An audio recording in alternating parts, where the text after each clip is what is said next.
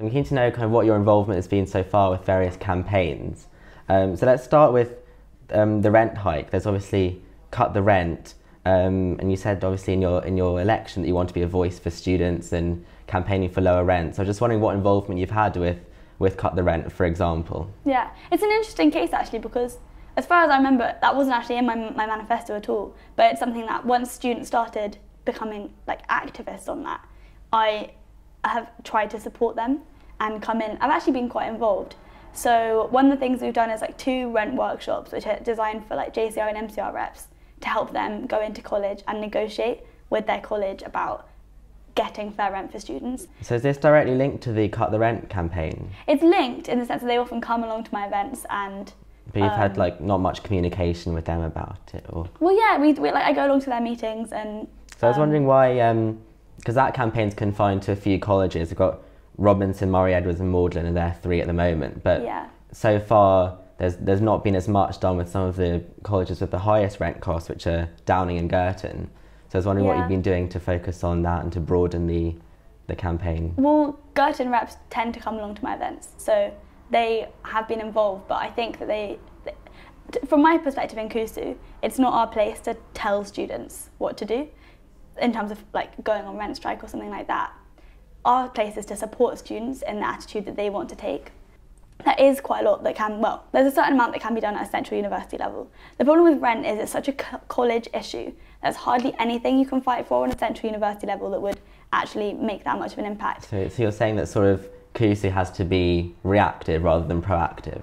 Well, supportive, making sure the resources are there, but also it is something that I raise quite frequently at the university level. So I've chatted about it for about an hour alongside Martha, the education officer, with the Pro-Vice Chancellor for Education, Graham Virgo, about what we can do. And we had one senior tutors committee meeting and they were talking about bursaries, and I quite firmly made the point that they need to consider rent as well. So I wouldn't say that, I just would say that I really would feel that it wasn't very helpful if I just told students what to do.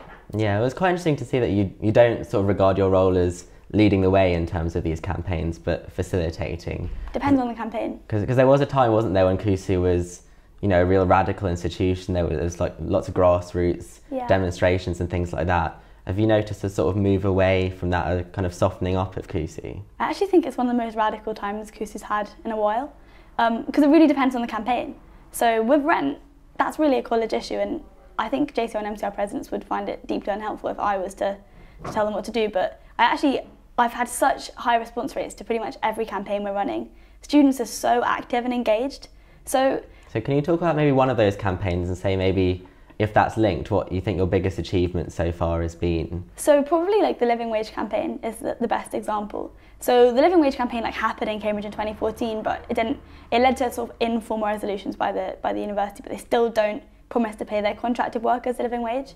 So alongside, because I really think that change needs to be collaborative, alongside the Labour Club, CD, which is Cambridge Defend Education, and CUSU Ethical Affairs, we created this campaign we submitted a grace to Regent House, also alongside UCU, which is the University and Colleges Union, a grace to Regent House.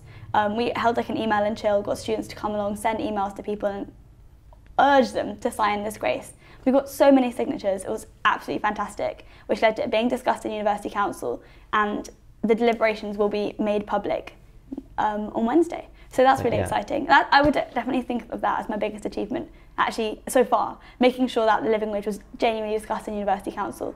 And that is something we've had. I think that, you've got to involve everyone, otherwise it's never going to last, it's not going to be sustainable. But we're also moving into the colleges now. So.